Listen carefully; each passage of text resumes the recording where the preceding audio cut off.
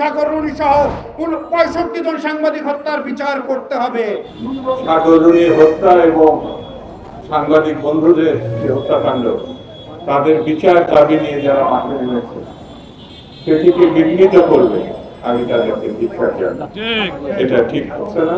কেউ যদি সাংবাদিকদের মধ্যে বিভেদ সৃষ্টি করার ষড়যন্ত্র করেন, তাহলে তাদের স্থান জাতীয় প্রেস ক্লাব এবং ঢাকা সাংবাদিক ইউনিয়ন সহ সাংবাদিক কমিউনিটিতে হবে না। যদি তারা এই দায় কাছ থেকে নামাতে চায়, জাতির কাছ থেকে নামাতে চায়, তাহলে সাগররুনি হত্যার বিচারের প্রাথমিক স্তর সেটি পরিষ্কার করা। যে সাংবাদিক হত্যার বিচার এখনো হয়নি, আমরা এই উপদেষ্টা পরিষদের কাছে আহ্বান রাখতে চাই, অবিলম্বে সকল সাংবাদিক হত্যার বিচার করতে হবে। এর বাইরে আমরা কোনো কথা শুনতে চাই না, কোনো টালবাহানা আমরা শুনতে চাই না। আমরা 16 বছর যে দাবি করেছি সে দাবি থেকে এক চুলও আমরা নড়িনি, এখনো এক চুলও নড়বো না। সাগররুনি সহ 65 জন সাংবাদিক হত্যার বিচার করতে হবে। এরপরে সকল বন্ধ গণমাধ্যমগুলোকে খুলে দিতে হবে। প্রিয় বন্ধুরা, আজকে অনেক রক্তের বিনিময়ে দেশ স্বাধীন হয়েছে। এই স্বাধীন বাংলাদেশে আমরা সাংবাদিক বন্ধুদের বলতে চাই যে এই স্বাধীনতা নিয়ে ষড়যন্ত্র শুরু হয়েছে। পূর্বের বক্তাদের কাছে আপনারা শুনেছেন, ফ্যাসিবাদের উচ্ছিষ্ট ভোগীরা আবার মাঠে আসার চেষ্টা করছে বিভিন্ন ব্যানারে। আমরা তাদের হুঁশিয়ার করে দিতে চাই, অনেক টালবাহানা করেছেন, অনেক খেলা খেলেছেন, এখান থেকে বিরত হন, না হলে সাংবাদিক সমাজ সিদ্ধান্ত নেবে আপনাদের ভবিষ্যৎ। আমরা আবারও হুঁশিয়ার করে দেই, কেউ যদি সাংবাদিকদের মধ্যে বিভেদ সৃষ্টি করার ষড়যন্ত্র করেন, তাহলে তাদের স্থান জাতীয় প্রেস ক্লাব এবং ঢাকা সাংবাদিক ইউনিয়ন সহ সাংবাদিক কমিউনিটিতে হবে না। সুতরাং ফিরে আসুন, শুভবুদ্ধির পরিচয় দিন। তৎকালীন শেখ হাসিনার অনেক প্রিয়ভাজন ব্যক্তি হিসেবে যুক্ত ছিল বলে অনেক মানুষ মনে করে। এই কারণে দীর্ঘ সময় তদন্ত হয়েছে, কিন্তু চাকরি পায়নি।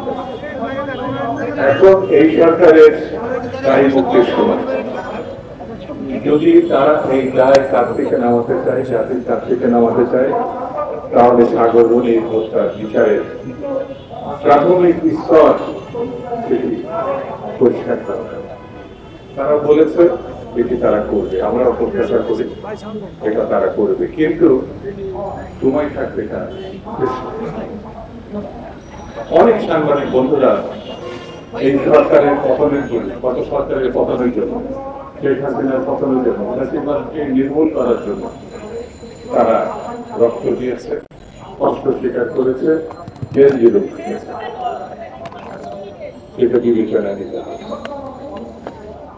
ছাত্র জনতা যে আহ্বান রাস্তায় নেমেছিল, সেখানে পেশাজীবী হিসাবে গুরুত্বপূর্ণ দুটি কি জীবন উৎসর্গ করা এবং তার সপক্ষে লেখার তারা এই দায়িত্ব পালন করেছে। সাংবাদিকরা জাতির বিবেক, সেই বিবেককে যদি মুক্ত না করা হয়, অর্থাৎ কালাকানুন যদি বাতিল করা না হয়, তাহলে দেশের কি পরিস্থিতি এটি তুলে ধরা এই সরকারের কাছে সাংবাদিক বন্ধুরা যে দাবি জানিয়েছে, আমি আমার দলের পক্ষ থেকে, আমার নিজের পক্ষ থেকে একটি সাগররুনি হত্যা এবং সাংবাদিক বন্ধুদের যে হত্যাকাণ্ড, তাদের বিচার দাবি নিয়ে যারা মাঠে নেমেছে সেটিকে বিঘ্নিত করবে, আমি তাদেরকে ধিক্কার জানাই। এটা ঠিক হচ্ছে না।